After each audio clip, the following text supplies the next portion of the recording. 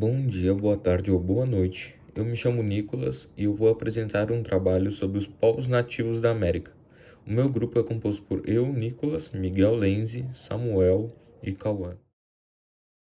Da vastidão das florestas subárticas às intermináveis planícies varridas pelo vento, a história da América do Norte foi moldada por povos cujas culturas eram tão grandiosas quanto a paisagem.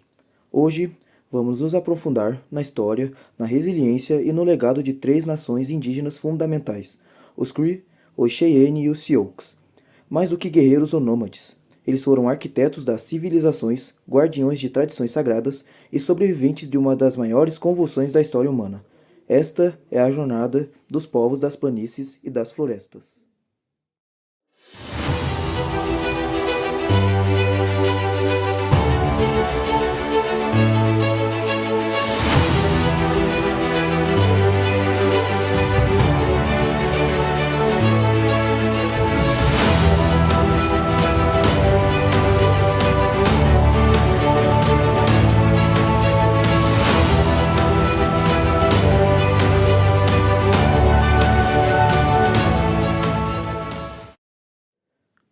Os Cree formam uma das maiores nações indígenas do continente.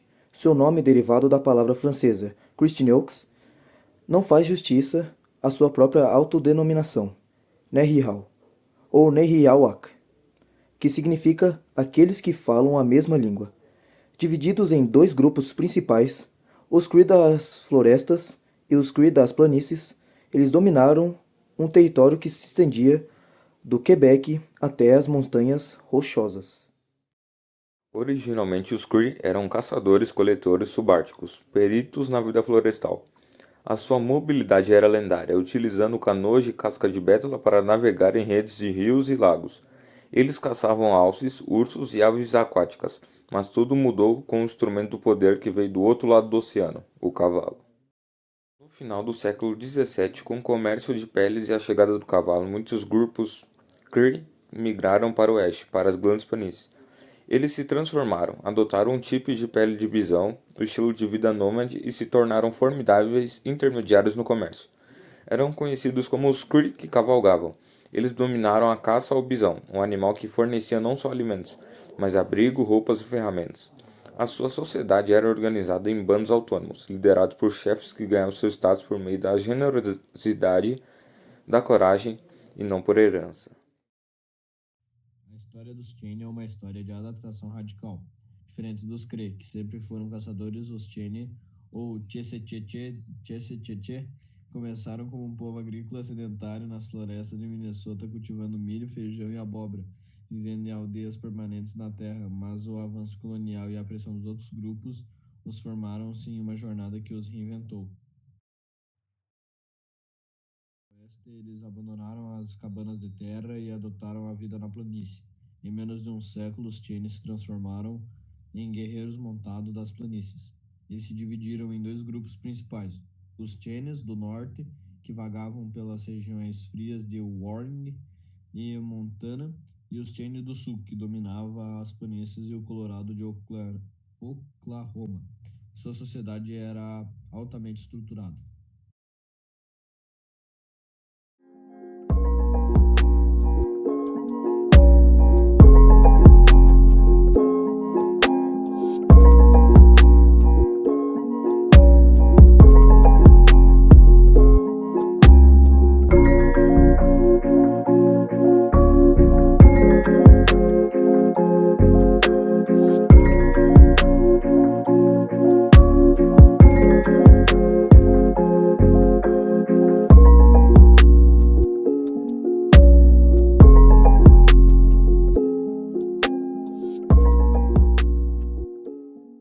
Por suas sociedades militares de elite, como lendários cachorros-soldados. Homonematônia, esses guerreiros não eram apenas lutadores, eram a força policial na nação, os guardiões da ordem social durante as caçadas e as migrações. Eles tinham um código de honra que os impedia de recuar em batalha. O centro espiritual da vida Cheyenne era Mahóstese, o Mar Sagrado, e a Zenótese, as flechas sagradas, e o conjunto de 4 flechas que simbolizava a unidade da nação que exigia rituais meticulosos para manter a harmonia com o mundo.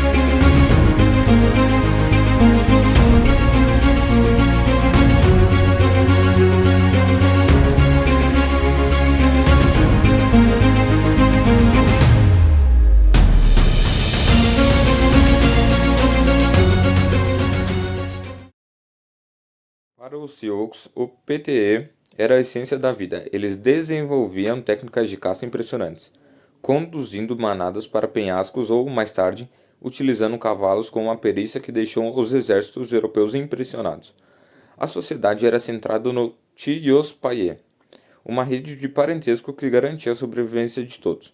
A vida política e espiritual era pautada pela busca de visões e por líderes que não comandavam, mas influenciavam pela sabedoria.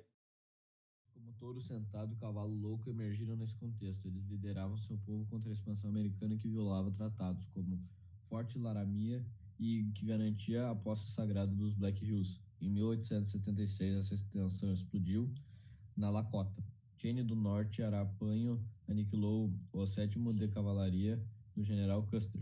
Foi a vitória mais retumbante dos nativos americanos, mas ironicamente selou seu destino, pois a fúria do governo dos Estados Unidos resolveu ir à caça sistemática dos bisões e na perseguição implacável do que se recusavam a viver em reservas.